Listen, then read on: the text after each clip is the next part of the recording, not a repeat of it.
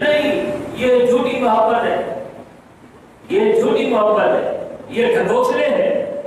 آپ نے رد نہیں فرمایا، آپ نے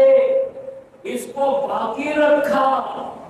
لیکن مزید رہنمائی فرمائی کہ یہ ظاہری محبت ہے، اس کے ساتھ حقیقی محبت بھی رکھو۔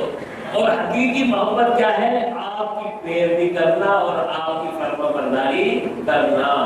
اس لیے ارشاد فرمایا کہ جس کو یہ بات خوش کرے کہ وہ اللہ اور اس کے رسول سے محبت کرتا ہے یا اللہ اور اس کا رسول اس سے محبت کرتا ہے، تو جب وہ بات کرے تو سچی بات کرے، جب اسے امین بنایا جائے تو امانت ادا کرے اور اپنے پڑوسی کے ساتھ اس نے سلوک کرے۔ تو آپ نے بتا دیا یہ ظاہری محبت بھی معتبر ہے، لیکن حقیقی محبت بھی درکار ہے کہ اس کو بھی تم بجا لاؤ۔ تو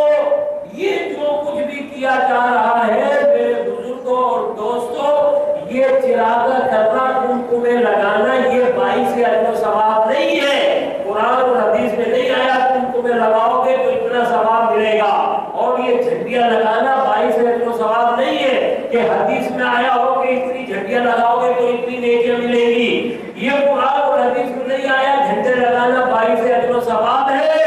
لیکن یہ تمام کام اللہ اور اس کے رسول کی محبت میں کیے جاتے ہیں، اور اللہ اور اس کے رسول نے منع نہیں کیا، اور اللہ اور اس کے رسول نے اگرچہ ان کا حکم بھی نہیں دیا ہے، ان کا حکم بھی نہیں دیا، منع بھی نہیں کیا، اور بنیاد اللہ اور اس کے رسول کی محبت ہے، تو اس محبت کی بنیاد پر یہ باعث اجر و ثواب ہو جاتا ہے۔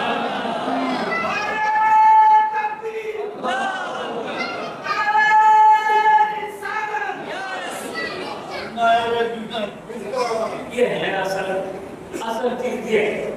یہ ہے اصل چیز۔ تو میرے بزرگوں دوستوں، اگر ہم حقیقت کو سمجھتے ہوں گے تو کبھی بھی مخالفین کے شکوک و شبہات کارگر نہیں ہوں گے۔ انتہائی افسوس کی بات ہے ہم اپنے علماء کی کتب کو نہیں پڑھتے ہیں، ہم اپنے علماء کی تقریر میں نہیں بیٹھتے ہیں، بلکہ گراسی گوئی اور ڈرامے باز اچھل کود کرنے والے اور اٹھک بیٹھک کرنے والے خطیبوں اور قائدین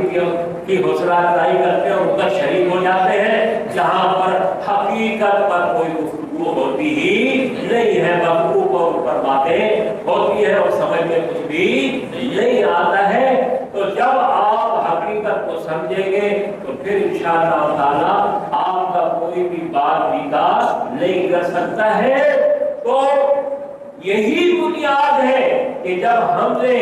اس سے اعراض کیا، جو حقیقت ہے اس کو سمجھنے کی کوشش نہیں کی، تو جتنے بھی مہرے کھسکتے ہیں وہ ہم میں سے ہی کھسکتے ہیں۔ ایک مہرا کھسک کر ادھر چلا جاتا ہے، ایک مہرا کھسک کر ادھر چلا جاتا ہے، لیکن اگر ہم اس کو صحیح طور پر سمجھ لیں تو یہ صورت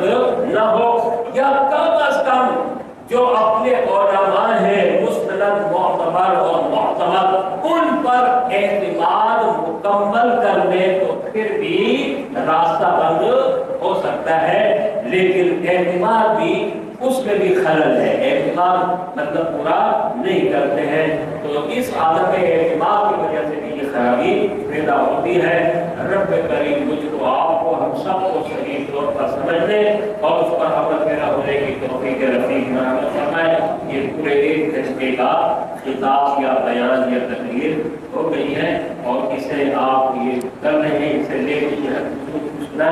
میں یہ سمجھتا ہوں کہ یہ کسی کے لیے نقصان دہ نہیں ہے، یہ مفید ہی باتیں ہوگی، ٹھیک ہے نا؟